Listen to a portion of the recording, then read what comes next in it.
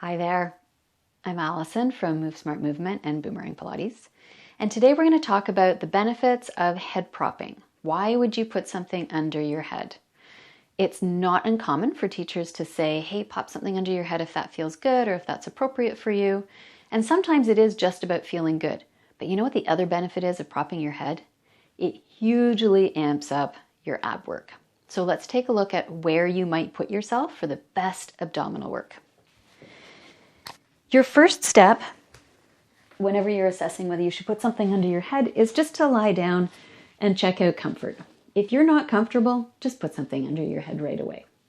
But if you're thinking, okay, well, I think I'm okay. I don't know if I need something under my head. There are a couple of things you can assess. One is, where's your eye line? When you look at the ceiling, is your head a little bit behind you? Is your eye line a little bit behind you? In that case, it's really useful to put something under your head just so that you change how your head and your neck line up. It makes it way easier and more effective to do any of your rolling up exercises from that position.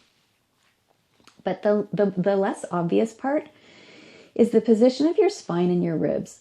So when you lie down with your head flat on the floor, if you feel around and either the bottom of your rib cage is off the floor and or you can feel the kind of the upside down V of the bottom of your rib cage, that means your abs are not lined up for the most effective core work. And so if you put a little something under your head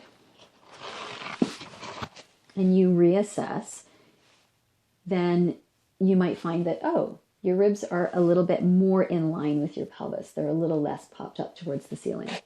But if they're not totally flat, try going a little higher. When I go higher, I can feel that it's better, and you can maybe even hear the difference in my voice. This is a better setting. But I actually know that for me today, I've been on the computer a lot recently. So going all the way high enough to prop up my shoulders and then add something even higher under my head, that's the sweet spot where I can feel my ribs have totally dropped down. And now there's a straight line. My abdominal muscles are beautifully lined up from my ribs to my pelvis. And now when I start to do any kind of leg work, one leg, two legs, lifting, lowering, keeping my ribs down is going to be easier to achieve, and I'm going to get way better ab work.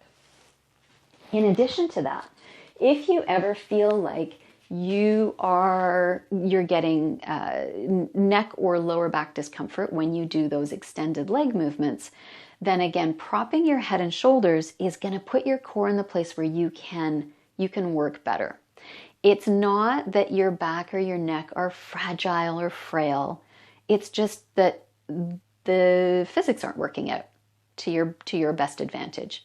So if you're a mover, it's really worth playing around with a bunch of variations on your ab work with your head propped up and down and see where it feels strongest and most effective and most connected, where you can maintain that anchoring of the bottom of your ribs to the floor.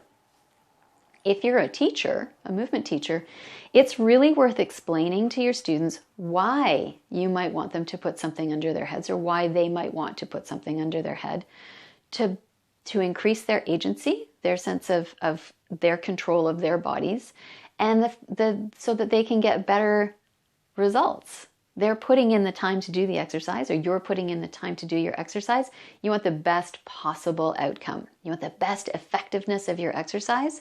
And so propping up your head it's not a weakness. It's not a sign that you're not doing it right or that you're a beginner. It just means you're doing so well that you are able to pay attention to the best shapes for your body to meet yourself where you are on any given day. And how much you prop, I don't normally need this much propping, but I do today. So paying attention to how your body moves gives you more information, gives you more sense of control, gives you better understanding, and it means you move better and you feel better. And that helps your life to go better. And how could that not be a great thing? If you have any questions, pop them into the comments below. I do love the teacher talk. See you next time.